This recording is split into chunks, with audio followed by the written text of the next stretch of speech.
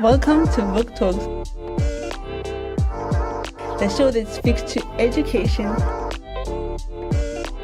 health, entrepreneurship, and so much more.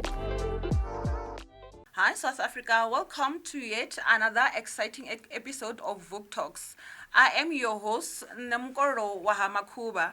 With me today, I've Miss Athlenda Mathe from South African Police Service. How are you, Miss Mathe? A very good morning, and thank you for the opportunity. I am okay. I am so pleased to have you with me today. Indeed, it is an honor to be joining you here today to discuss matters of safety and security. Yes, and now as we are into Women's Month, communities are grasping various challenges when it comes to kidnapping, extortion, and also human trafficking. So those are some of the issues that we'll be discussing today. So what are some common myths about human trafficking that people should know? Okay. So let's go. Let me first explain on what human trafficking is, right? So human trafficking, kidnapping, and extortion are all related crimes. But most importantly, it's a form of organized crime that is well coordinated and well planned, well executed. And that is why we've got dedicated teams within the SAPS to deal decisively to prevent such activities from taking place, but also to combat them and investigate them in a bid to ensure that we arrest such perpetrators, send them to jail for lengthy times. So starting off with human trafficking. Human trafficking then involves the transporting of people, recruitment, moving, transferring them, and keeping them, well, most of the time against their will. But human trafficking, it involves exploitation. So you use people you force them into forced labor, such as working on farms, working as for domestic services, but paying them little or no money at all. You then have the human trafficking for sexual exploitation, where you force young women into prostitution, you force them into creating or manufacturing your pornography, whereas the trafficker would be benefiting, and then the victim won't be benefiting at all, because remember, they are forced into this particular lifestyle or crime. And then you also have the exploitation, where you use people to serve in various activities, be it for begging on the streets. That can also be a form of, your human trafficking and as well. So we then move on to your kidnapping. Kidnapping, obviously, it's keeping a person against their will, and most of the time, we are seeing a new trend where we are picking up kidnapping for ransom, where people are being kidnapped for money. But you also then find kidnappings where kidnapping is not the main focus. You find that a person is being hijacked, a person is being raped, and so on. So in the process, you then have kidnappings. But later on in the show, I'll be explaining more on that. But then you also get extortion, which is highly organized form of crime that we are seeing a growing concern in South Africa. And that is why we then also came up with dedicated units to investigate extortion and put a stop to it. We also established the National Extortion Hotline. But what is extortion? Extortion is forcing a person to give you money, to give you some sort of property, using threats, intimidation, bullying, blackmail, and so on. But I can assure the people of South Africa that all these organized crimes are receiving the necessary attention. Wow, you see, that is very interesting, because I've seen a lot of things on social media, especially when it comes to human trafficking, because most of us will see people who were into prostitution, especially when it comes to people who are begging on the street. To us, will be like it was their own free will. They wanted to be there. But now that you're highlighting these things to us, it gives me and probably other people as well a different perspective when it comes to that. Yeah, absolutely. Eh, So your human trafficking, it involves manipulation. There are a lot of myths around human trafficking. Firstly, that it only involves sexual exploitation. No, it also involves your forced labor, like people that are working on farms. You might find that they are forced, they've been trafficked to go and work on these farms for little to no pay. You find the trafficking also in the construction industries, where people are then trafficked into the country or between provinces to work on a construction site for little to no pay. So that is also a form of human trafficking. A lot of people think that human trafficking, it happens between people that don't know each other. You find that in human trafficking, most of the time, the trafficker will get to know the individual, build the trust, and start manipulating them. So by the time the person starts being trafficked, they don't realize they're being trafficked. You find we have a lot of cases where at OR Tambo International Airport, we are arresting a lot of drug mules that are coming into the country. Wow. Some of the women there, they explain that their traffickers were actually their boyfriends, their partners, in a sense that they would say, let's go to Brazil for a holiday, all expenses paid. And by then, before they go on the holiday, they would have built that trust between the trafficker and the individual. So you unknowingly, as a woman, you get an offer to go on holiday, you take it. You get to another country, you do not have any money, nothing, you don't know anyone. And suddenly, 2 days later, when they arrive, they take you out on dates, you go on, sightseeing. On the third day, they take you to a secluded area and they say, oh, can you do this for me? So it then becomes a bit of a challenge or difficult for you to withdraw at that time. By that time, you are deep inside something that you know nothing about. And unfortunately, they ask you to swallow drugs for them, covered in your bullet-looking plastics. So this is how most of these women get into the drug trafficking industry. They get there, you swallow the drugs, about 60, I think in one instance where we had the conviction of a Namibian drug mule, young woman who was about 30 years old. She had swallowed about 68 of these bullets. I think the cocaine there, it was more than 500,000 that was found in her body. And she was one of those that narrated the story in that sense, that she met this guy and she was then forced into this trafficking or drug trafficking unknowingly and so on. So that is some of how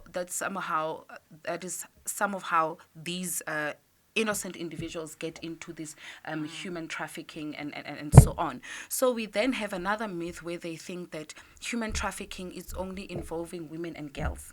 No, human trafficking rather, it can also involve men and young boys.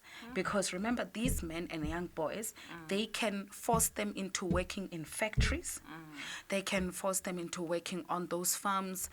They can force them into also doing the drug traffickings and so on. So those are some of the myths that we want to create awareness to say it can happen to anyone, irrespective of the gender, male or female, and so on. So there are quite a lot of myths, but for us as the SAPS, we've got the hawks, we've got our SAPS investigators that are continuously investigating the trends. They are researching so as to put a stop to human trafficking. Then we also have another myth on if human trafficking and human smuggling are the same. The human smuggling is obviously going in through the borders, putting people through borders illegally and so on.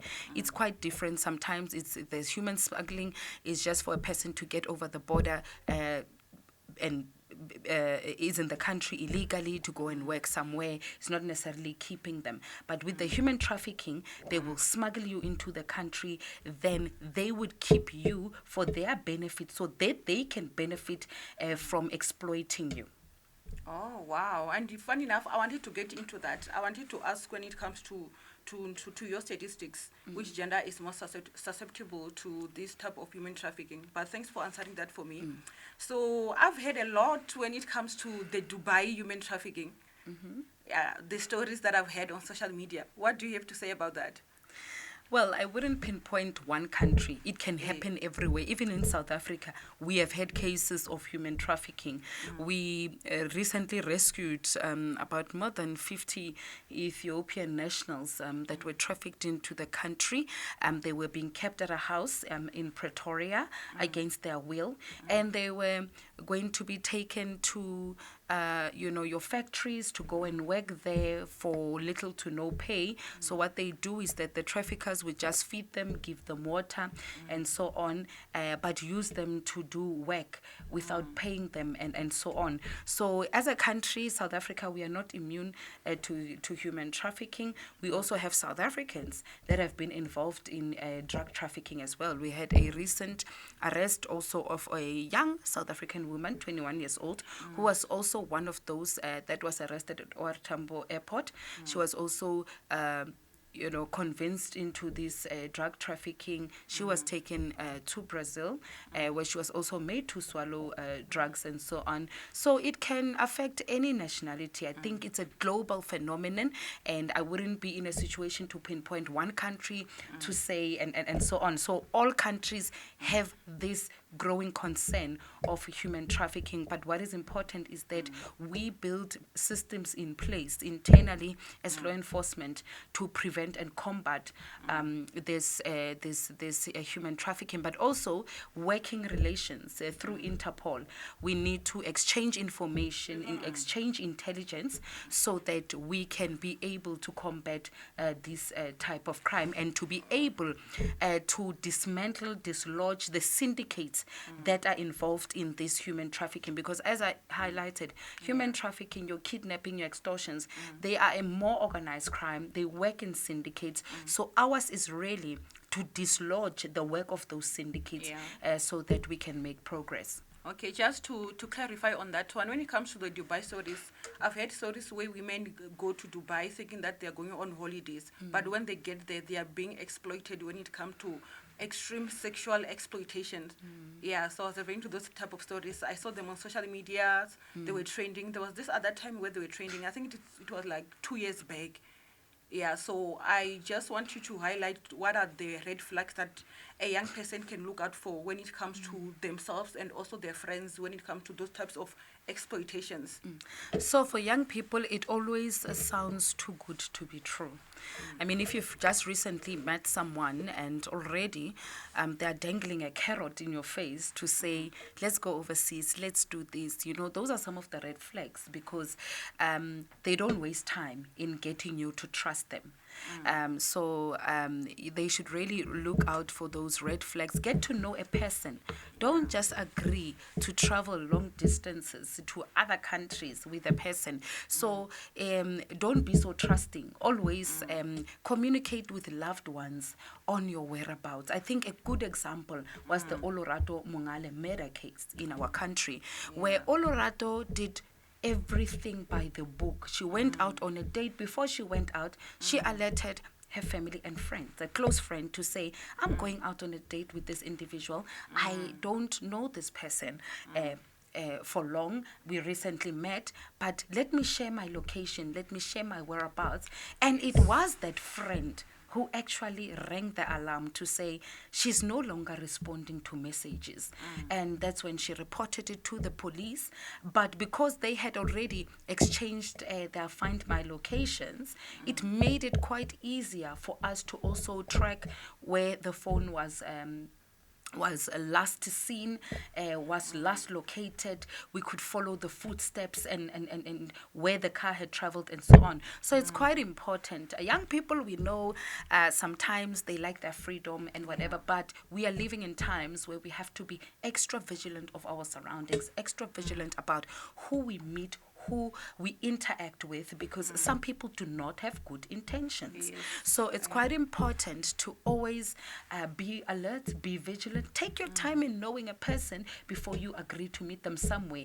Even when you go out and meet them, always ensure that you meet them in a public space where it is well lit, where there are people, so that if you find yourself in a situation where you become a victim, you can kick, scream, draw attention to yourself, so that at least there's someone that knows where you are, and someone that can see you, so that there are witnesses out there that can identify that there is a problem there, because this woman is drawing attention to us, so that you understand. But when you are alone with this person, it becomes quite difficult. And when you have not communicated your whereabouts with a loved one or a friend, it becomes then even more difficult for you, for us, to start with, with the investigations and so on. But but what is important is that as the SAPS, we've got the expertise, we've got the capabilities. In the Olorato murder case, we were able to trace in no time, in a space of 3 days, we had already found the vehicle that was used in her kidnapping. We found the suspect who was behind this particular murder, but we're still looking for his accomplice, Bongani. We're still Bongani Mtimkulu. We are still looking for him, and we're quite confident that in no time we will pick up Bongani and we will arrest him. He must be made to answer to crimes committed. So that is a type of other crime that we have seen emerge, that involves women. And in this country, where this syndicate was targeting women in malls. They would approach women, and it was sort of like a romantic a scam, where they would go to lengths to try and get into relationships with these women. Wow. But at the end of the day, they knew that their relationship was not their main focus. Their main focus was to get them, to get you to trust them, go out on dates. And once you're out on a date with them, they will rob you of your money. They will do all sorts of things. And unfortunately, Olorato was then murdered in this process. That is very, very sad. Hey, that's why us as women, we must be very vigilant, as you were saying, because it's very easy for us to be played into our emotions, because we are romantics. We love this fairy tale. So it's easy for a person to give us everything that we want. And then in our mind, we'll be like, oh, here there goes my fairy tale. Then you start imagining the family, kids, and all of those things. So when these perpetrators know our psychology and how we think, which becomes very dangerous. So like I said earlier on, they use manipulation, and they take time in making you to trust them. So by the time they start scamming you or trafficking you or kidnapping you, you don't even realize you are being kidnapped or trafficked. You just take it as, I know this person, I've known him for quite some time, so why don't I just go with him somewhere to another country? Why don't I go out on a date with him? Because he's been very consistent, not knowing that it is part of a bigger scam to rob you and do all sorts of things. Well, thank you, ma'am. So how does law enforcement work with other organizations to combat human trafficking? Well, in terms of human trafficking, we have the Hawks. Through Interpol, we are working with various law enforcement agencies across the world.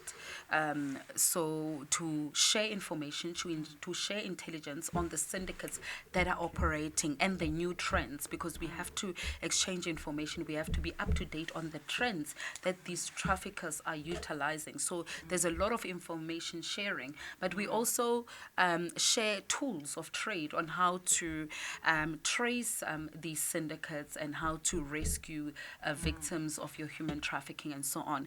But when it comes to your kidnappings, as early as 2018 in the SAPS, we established what we call the Anti-Kidnapping Task Team that has been established because we saw a growing concern where people, they are kidnapped for your ransom. That is what we are having a problem with in South Africa. So you have those kidnapping for ransom where these syndicates, they do their research. They would go to an individual, they would kidnap an individual who they know will have the means and access to millions of money. So they don't just go for random you and me. They know you and I don't have money. You and I do not have money. So even if we were to call next of kin, where will the money come from? Thanks for clarifying that so that we don't get kidnapped. So unfortunately, they do their research so well that when they come for you, they know you've got access. Yeah. They know one of your family members. If you don't have the money, they know one of your family members will actually bail you out. So it's and that is why we always say, do not expose your personal life unnecessarily so on social media platforms, because that is where these people are also seeing the kind of lifestyle that you live, who you know, who you associate with, and so on. So they kidnap you, and within the first 24, 48 hours, they start making the ransom demands. But thanks to this team that has been set up and established, we have been able to arrest, I think, more than, in a space of 2 years, more than 200 kidnappers that were involved in ransom. We have been able to seize high-end vehicles that were involved in the commission of crimes. We've been able to seize even the firearms. A recent case, we rescued a 60-year-old businessman who was kidnapped from Lenasia, from his home. The kidnappers had demanded 15 million from his family, and we immediately started working on the case. He was rescued. In that particular rescue operation, 2 suspects were shot and killed. 3 others were arrested. We also had another operation in 4 ways not so long ago, about 6 weeks ago, where a Mozambican wanted kidnapping kingpin was found in 4 ways. And when we announced our arrival at that particular operation, he started shooting at police. And police had no choice but to return fire. And he was fatally wounded in that particular operation. We are still looking for that. I think it's a Pakistani businessman that was kidnapped in that particular operation and scam and so on.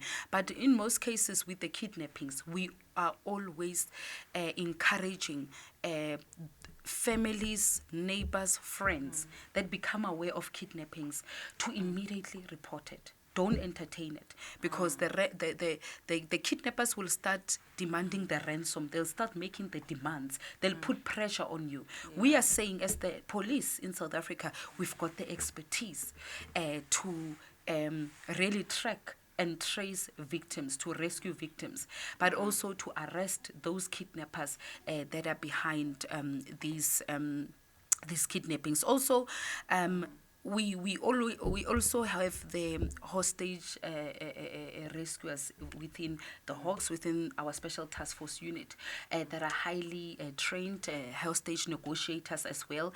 So we've got the expertise really to deal decisively with all these kidnappings and so on. But we've also, most importantly, picked up the express, we call them express kidnappings. Your express kidnappings is where they hijack you. They will then kidnap you for a few hours, clean out your bank account. Whether be it you've got the last 500 in your bank account, 1,000 rand, I've heard of those, they will take you and they do the express kidnappings and so on. But most importantly, we have been able to crack such cases. There were 2 businessmen that were targeted in the express kidnappings. They were traveling from Sandton to Midrand. They were followed by these kidnappers, and as soon as they got to Midrand, they were hijacked. The Range Rover was hijacked. They were taken to a secluded area that started withdrawing and so on. And due to our swift reaction, we managed to rescue them. We even ended up finding the car that was taken. We also recently, I think it was a bank executive who we also rescued, who was followed from his workplace to home, and we managed to rescue that banking executive. And in that particular operation as well, 2 other people were rescued. They were found in a house in Tembisa. They had been kept there and so on, and we managed to arrest the perpetrators of that particular crime. So it just goes to show that the police have the expertise, they've got the knowledge, they've got the capabilities to rescue victims. You just need to trust us. As soon as a kidnapping, especially for your extortion, for your ransom, human trafficking incident comes to your attention, immediately report it to the police. The police will escalate it to your own organized crime units, your anti-kidnapping task team, and we will then start investigating the cases. Yes, some cases, they take longer. Some victims, they are in captivity for even 5 months. But at the end of the day, we do not rest until we have safely reunited victims with their families. We do not rest until these kidnappers, they are found, they are arrested, and they are convicted. Wow. You know, which makes me wonder. I know these are different people and also different situations. So I just wonder if these people have a specific list of these people whom they should target.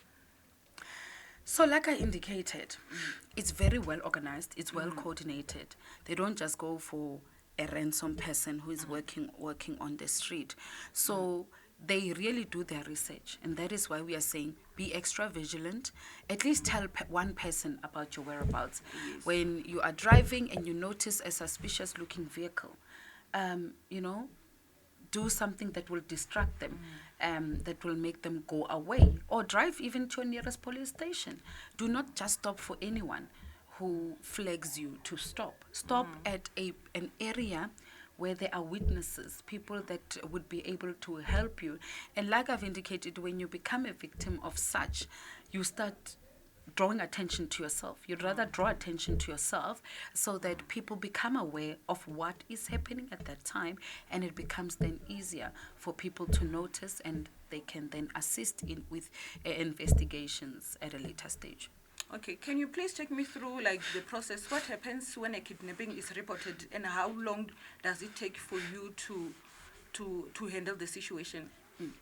So it differs from case to case, but in essence, what should happen is that as soon as you become aware that a friend, a family member, a colleague has been kidnapped, you immediately report it to your nearest police station, so that investigations can kickstart. We always say the first 48 hours are the most important, because that is where the gathering of evidence, crucial evidence happens, and the piecing together of information.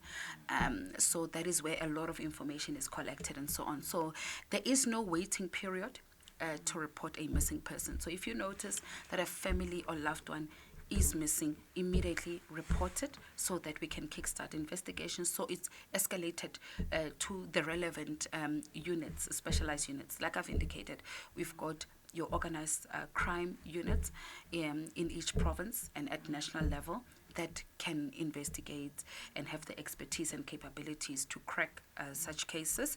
We also have your Hawks, which is our Directorate for Priority Crime Investigation, that have the capabilities to investigate such cases. We also have our anti-kidnapping task team and so on that are highly trained. They have proven really to be competent in solving cases, in rescuing individuals, and so on. So as soon as these cases come to your attention, we've got hostage negotiators, like I've indicated, mostly attached to our special task force unit that have the expertise. They will assist you to how to handle the kidnappers that are making the demands and so on. So you work closely with us as the SAPS so that at the end of the day, we are able then to rescue your loved ones, but also to put these perpetrators behind bars. Yes, which is very much important. So what are the most common forms of extortion that are used by criminal syndicates in South Africa? Yeah. So the form of extortion, we've got your blackmail, where a person knows information about you, and then they threaten that they will release that type of information. So they start blackmailing you, and in that process of blackmailing you, they're extorting money from you. So if you don't do this, it doesn't even have to be money. Sometimes they say, if you don't do this, if you don't do that, I will release this information, and so on. Then you've got your protection rackets, where people are made to pay protection fees. We've had it in various provinces and so on, where businesses are affected. These individuals, these syndicates, sometimes they call themselves the business forums. They would then go to business people and say, let us protect you. There's crime is rife in this area, but if you pay us this amount every month, we will protect you from these criminals or these syndicates. Only not knowing that the same protection records are actually the syndicates involved in all these things. So we then have your cyber, extortion, where a person will use online threats. They would take your data. They will do what we call data theft on you. They will get information about you and start then, forcing you to do things because they've got this information about you and so on. Then we've got your financial extortion, where they just take money from you. We've got, we commonly see it as, in your construction industries, we see it in your tender industries, where your business forums as well, they would say, give us 30% of the project. Give us 30% of the project so that we ensure that your project goes smoothly, it runs smoothly. At the end of the day, you are able to complete this project without any hindrance and so on. So you keep on paying these amounts until your project has been completed and so on. So those are some of the forms and types of extortions that are there. But we've got dedicated teams that are working on these extortions and so on. We have seen also in the Eastern Cape, in Gauteng, parts of Gauteng, where in the Western Cape, where they've got, even they're targeting the spaza shops. So the spaza shop owners are made to pay protection fees and so on, where they are extorting money from them on a monthly basis. Some people have even gone out of business. But what is important is that the SAPS has a dedicated hotline. I think it's 0800 911 011, where you can call this national hotline, and we will ensure that firstly we keep you anonymous. We'll keep that information confidential, but we will most importantly start working on the case, investigate it, so that we can put these perpetrators we can bring them to book. Because one thing that we have noticed, people are scared to come out and talk, because remember, these extortionists use manipulation, they blackmail, they use fear, they put pressure on people to do certain things. So the way people then go on about life is as if it's normal to pay this protection fee. So they then become scared to speak out and so on. We had a taxi boss that was fatally wounded, and the information that we had, that was that he was one of those that were leading these extortion rackets and syndicates in the Eastern Cape, and they were forcing people to pay them hefty amounts every month to keep them safe and so on. So we want to say to South Africans, the only people that should keep you safe are members of the South African Police Service or your other law enforcement agencies like your metros, because we are the ones with the expertise. We are trained and we are there. You don't have to pay us to protect you. So you don't need to pay people to protect you, because the state is already paying us. We are here to serve and protect you.